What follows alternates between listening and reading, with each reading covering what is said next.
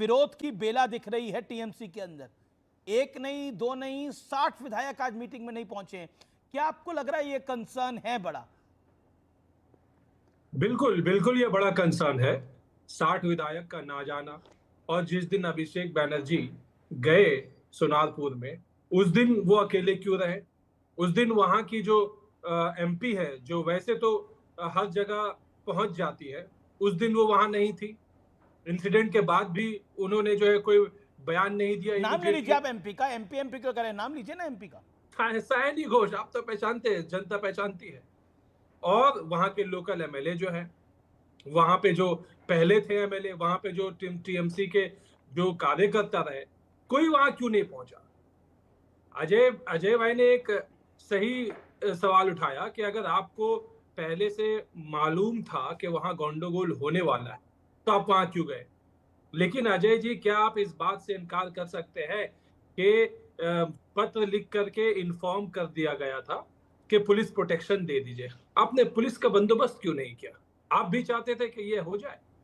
अगर ऐसा कोई दुर्घटना एक होता बड़ी है, अपडेट आ रही है। तो ममता इससे तो बनर्जी सवाल कह रही है कि उनकी पार्टी को तोड़ने की कोशिश हो रही है। उनकी पार्टी को तोड़ने की कोशिश हो रही है। उनके सांसद विधायक लेने की कोशिश हो रही है। अजय आलोक, तौसीफ खान के अभिषेक बनर्जी पर हमले का मामला है। अभिषेक बनर्जी पर हमले का मामला सामने आया है और ममता बनर्जी का सीधा आरोप है कि कल वो प्रदर्शन करेंगी कोलकाता के अंदर, लेकिन साथ ही उनको वो कह रही है कि बीजेपी उनकी पार्टी को तोड़ना चाहती है। भारतीय जनता पार्टी हर वो काम कर रही है जिसमें उनकी पार्टी ना बचे।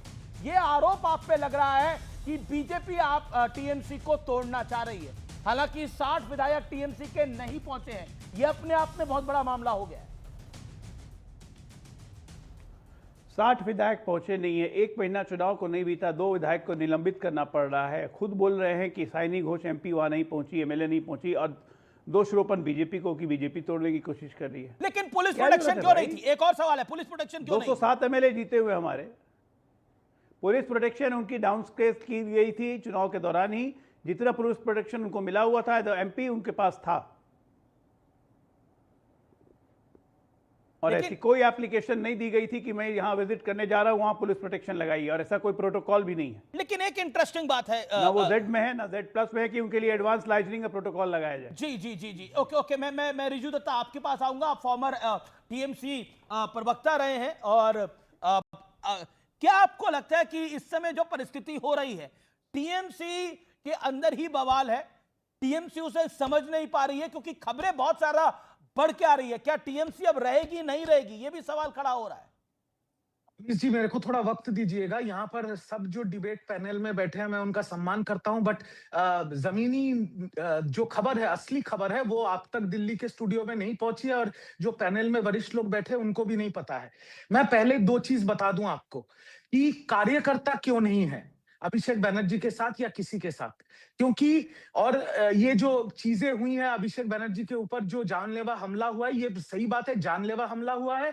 और दूसरा बात ये भी सही है कि ये बहुत ही निंदनीय घटना है, किसी भी सांसद के साथ ये नहीं हो सकता।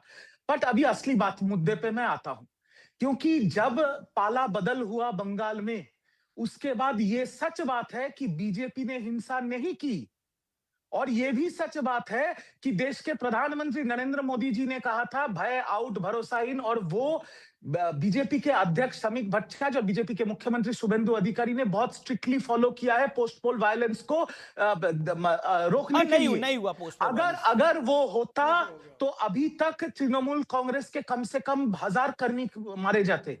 और मैं और बड़ा बात कह रहा हूं, अगर तृणमूल कांग्रेस वापस सत्ते में आती तो यही इससे भी खतरनाक माहौल होने वाला था। I was the first whistleblower. That is why I was suspended and abused. Today I stand vindicated. क्योंकि जो भी सांसद विधायक निलंबित हो रहे, वो तो मैंने जो कहा था वही कह रहे हैं। और ये भी मैं बता दूं आपको कि तृणमूल कांग्रेस के जब कर्मियों को मारा जा रहा था, कौन मार रहा था?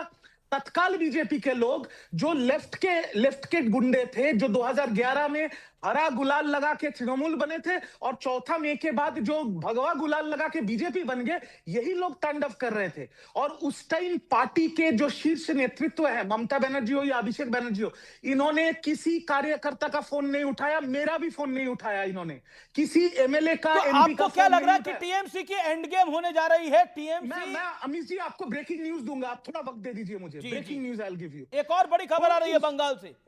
कई लोकसभा एमपी टीएमसी को छोड़ना चाहते हैं। कई लोकसभा एमपी टीएमसी को छोड़ना चाहते हैं। यह बहुत बड़ी खबर आ रही है। क्या टीएमसी के अस्तित्व पे सवाल खड़ा हो गया है? That's a big question tonight. क्या टीएमसी के एग्जिस्टेंस पे सवाल खड़ा हो गया है? एक होता है पॉलिटिकल राउट होता है टीएमसी का, उसके बाद विधायक नहीं जाते हैं, राज्यसभा सांसद छोड़ जाती है, लेकिन अब खबर आ रही है लोकसभा सांसद तक छोड़ना चाहते हैं क्योंकि उन्हें लगता है TMC stands for violence. Okay Riju Dutta, make your point. Thank you. तो सारे कार्यकर्ताओं को रक्षा दिया था बीजेपी ने, सारे कार्यकर्ताओं को घर वापस भेजा बीजेपी ने। तो जो कार्यकर्ता के पास अपनी पार्टी नहीं खड़ी थी, तो पार्टी का झंडा क्यों पकड़ेंगे? वो पहला बात। दूसरा, मैं अभी आपको ब्रेकिंग न्यूज देता हूं। अभी भी तृणमूल के 80 विधायक हैं।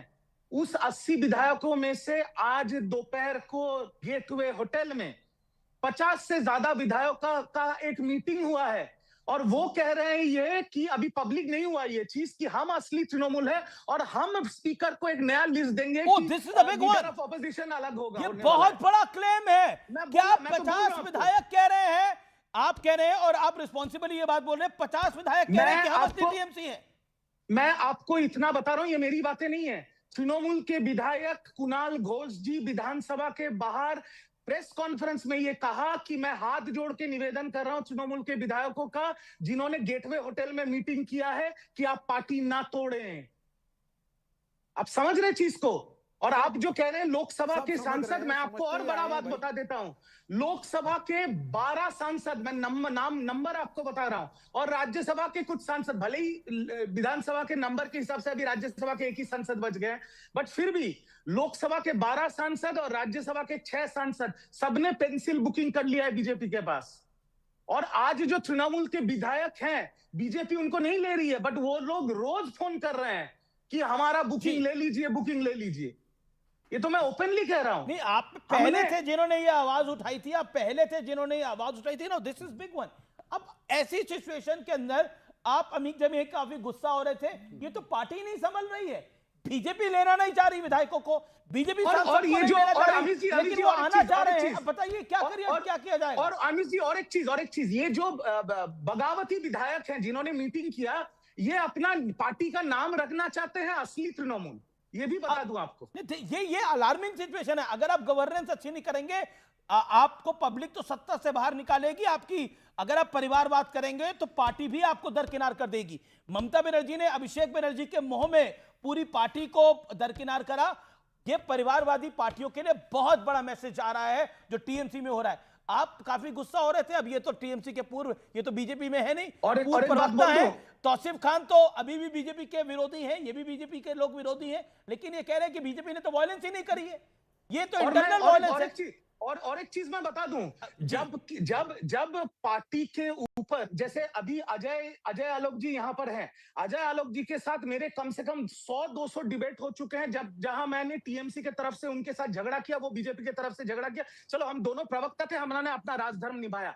पर जब मेरे परिवार के ऊपर अटैक हो रहा था ये तत्काल बीजेपी के गुंडों से, जब मेरे मम्मी को, मेरी वाइफ को थ्रेटन किया जा रहा था, तब बीजेपी के लोग हैं जिन्होंने मेरा फोन उठाया और मेरे को प्रोटेक्शन दिया। मेरी पार्टी ने मेरा फोन नहीं उठाया था। ये मैं ओपन चैनल में बोल रहा हूं ये बात, इसीलिए ये पार्टी टूट रही है। ओके